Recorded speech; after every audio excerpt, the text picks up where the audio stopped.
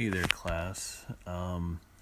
So, I want to kind of remind everyone kind of our initial goal and kind of what I'm going to do is start off with a couple of simplistic structures that we're going to be talking about in terms of some of the processes, and then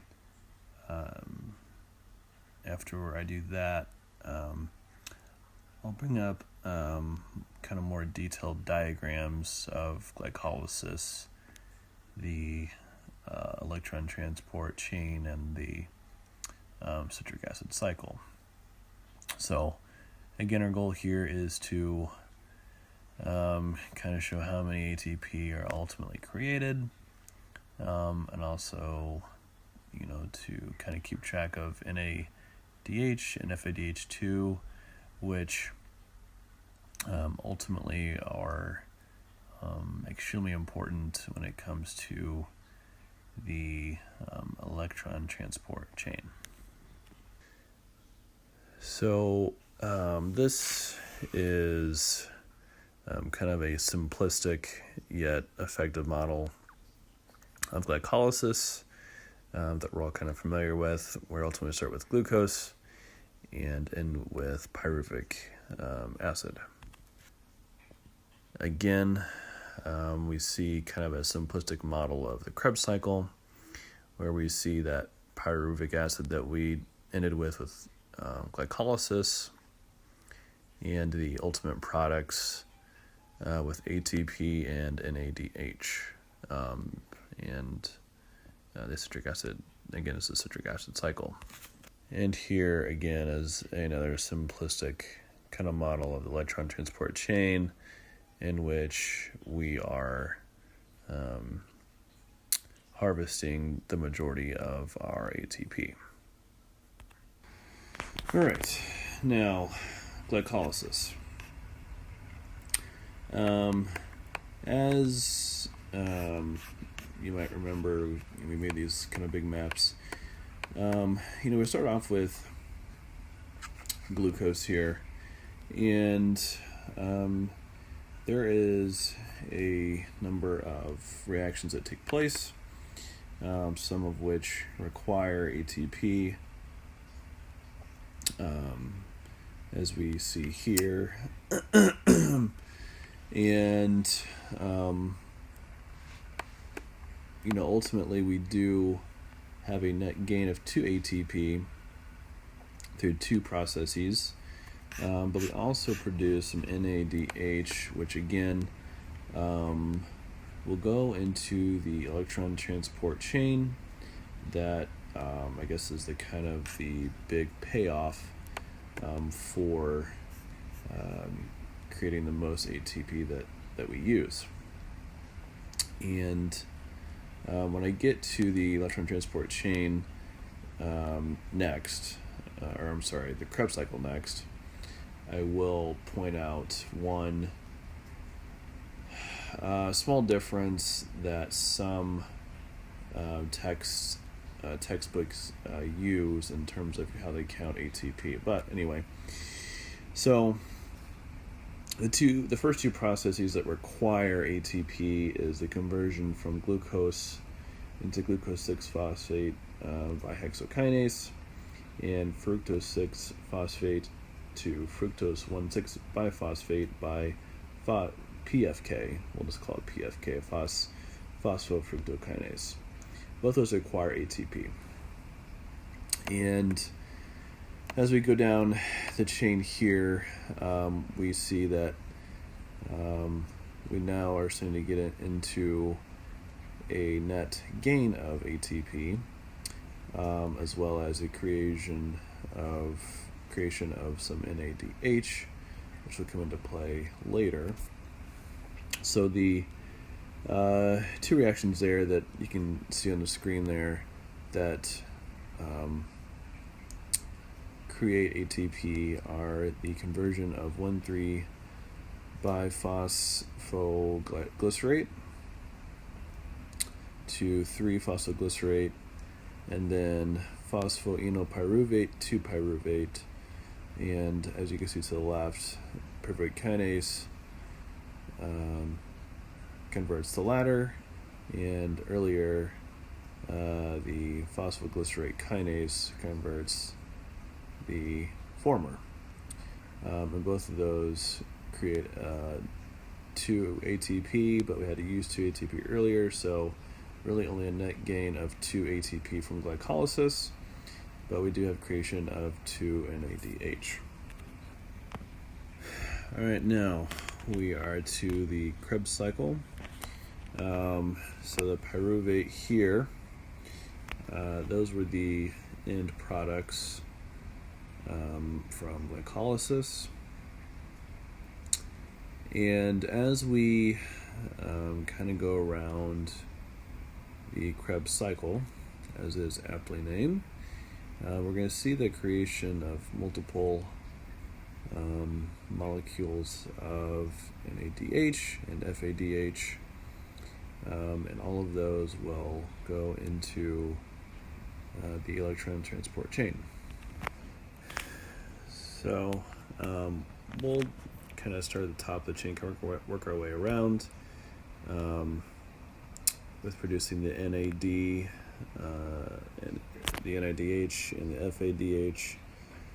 And then when I get to the end of that, I'm going to point out one difference among textbooks that can alter a bit your ending ATP. So, you see the pyruvate enter here, and so when we go to acetyl-CoA by pyruvate dehydrogenase, we see that NADH is made, and the acetyl-CoA, and then we see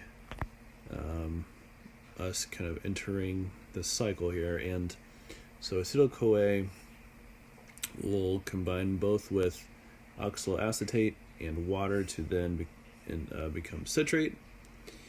And as we kind of go around the cycle here, and as we kind of go around, I guess one kind of brief difference here is that these two structures here are sometimes just grouped together and called isocitrate. So I guess keep that in mind. But as we go from, I'm just going to call it isocitrate to alpha ketoglutarate, we do have NAD and NADH. I'm sorry. NAD goes in, NADH is created, which again will go to electron transport chain. Then we go from alpha ketoglutarate to succinyl-CoA, which is reduced by alpha ketoglutarate dehydrogenase. Another NADH is made there. When we go from alpha ketoglutarate to succinyl-CoA, we have another NADH that is created. We then have, from going to, and then ultimately in the process from going from succinate up to malate, we have FADH2 that is created, and then going from malate back to oxaloacetate, we have another NADH that's created by reduction of malate dehydrogenase. And so I alluded to it earlier, but there is a difference in how NADH and FADH are valued. And what I mean by that is most textbooks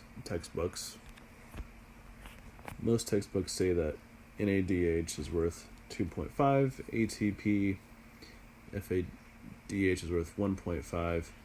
However, there are some textbooks that will round up on both of those and say that NADH is worth 3 and FADH is worth 2, and their argument kind of more or less ends up being that you don't really have half of an ATP molecule. Either they're kind of implying that there's a whole ATP molecule. There's not. That's kind of where they're kind of coming from. So, but anyway, and so what we see here is the electron transport chain, and what this process is showing is it's kind of showing a brief process of all of the NADH and FADH that we made from the earlier processes. Remember, there was NADH that was made in glycolysis, enters here, and quite a bit during the Krebs cycle as well. And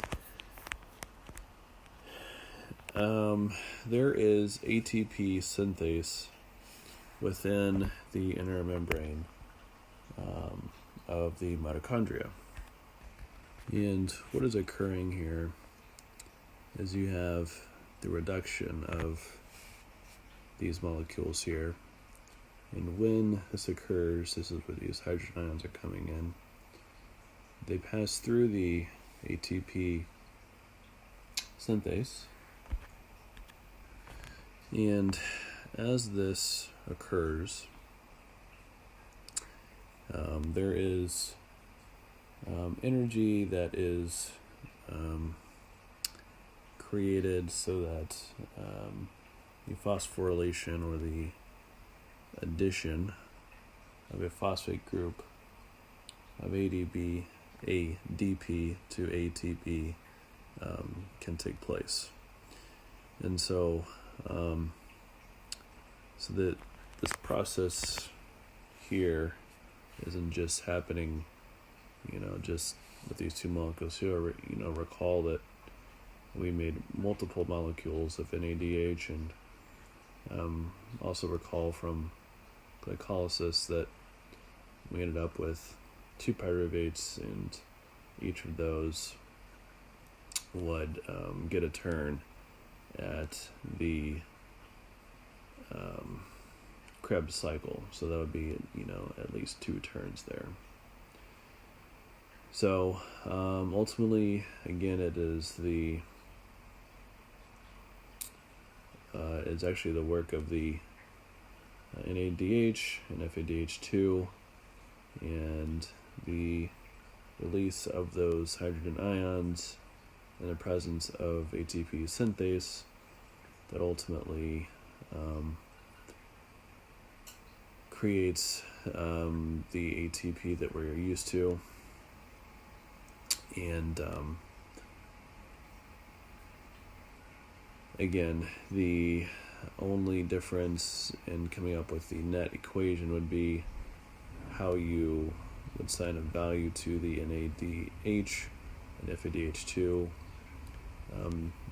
I would say most texts assign 2.5 NADH, 2.5 ATP for each NADH, but some round up to 3. And likewise for FADH2, some texts say 1.5 ATP for each, but some say roll round up to 2. So I don't know if I just said that correctly, but NADH, some will round up to 3, not down to 2. And they will round up an FADH up to 2. So with rounding to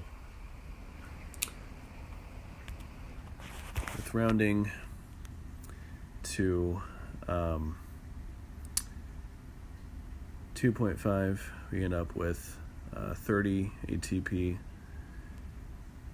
and also 1.5 for FADH. If you were to use the rounded up versions of 3 and 2, you would end up with 36 ATP.